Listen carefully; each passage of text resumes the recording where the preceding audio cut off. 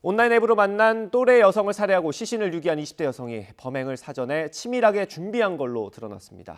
경찰 조사에서는 살인 충동을 느꼈다고 진술하기도 했습니다.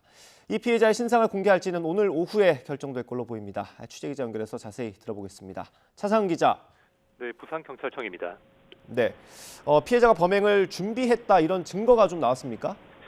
네, 경찰 조사에서 피의자 A씨의 범행 준비와 이를 실행하는 과정이 상세히 드러났습니다. 범행 이틀 전인 지난달 24일 과외를 구하는 앱을 통해 20대 피해자 B씨와 연락을 주고받은 A씨는 범행 당일인 지난달 26일 중학생 자녀를 보내겠다고 했습니다. 이날 오후 A씨는 중고장터에서 구한 교복을 입고 마치 자신이 과외받는 중학생인 것처럼 꾸며 B씨 집을 찾아간 것으로 드러났습니다. 그러고는 준비한 흉기로 무방비 상태에 있던 B씨를 살해했는데요. 경찰은 범행 대상을 찾기 위해 A씨가 과외 앱을 이용한 것으로 보고 있습니다. 과외 특성상 가르치는 사람을 제외하면 집에 누군가 있지 않을 거라고 판단한 것으로 보입니다.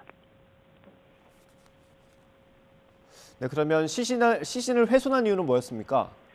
네, 범행 이후 A씨는 옷을 갈아입고 자신의 집에 가서 여행용 가방을 가져온 뒤 시신을 훼손한 것으로 드러났습니다. 피해자 시신을 몰래 유기하기 위해서입니다. 택시를 타고 낙동강 근처로 가 시신을 유기한 A씨는 새벽 시간에 여행용 가방을 끌고 풀숲으로 가는 걸 수상하게 여긴 택시기사의 신고로 체포됐습니다. 만약 체포되지 않았다면 피해자 집에 남아있는 범행 흔적을 없애고 마치 피해자가 실종된 것처럼 꾸미려고 했을 거라는 게 경찰의 판단입니다.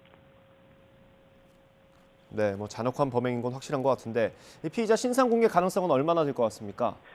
네, 그동안 A씨는 우발적인 범행이었다고 주장을 해왔지만 어젯밤 경찰 조사에서 살인해보고 싶은 충동을 느꼈다고 범행 동기를 진술했습니다. A씨는 평소 방송이나 인터넷을 통해 범죄 수사 프로그램에 많은 관심을 가진 거로 파악됐습니다. 범행 석 달 전부터는 시신 없는 살인 등 살인과 관련한 단어를 집중적으로 검색한 사실도 확인됐습니다. 경찰은 누군가 범행을 돈 흔적이나 정황은 현재까지 발견되지 않았다며 A씨는 사회적 유대관계 없이 폐쇄적으로 지냈던 것으로 보인다고 설명했습니다. 경찰은 오늘 오후 신상공개 심의위원회를 열어 A씨의 신상공개 여부를 결정할 계획입니다. 지금까지 부산경찰청에서 YTN 차상은입니다.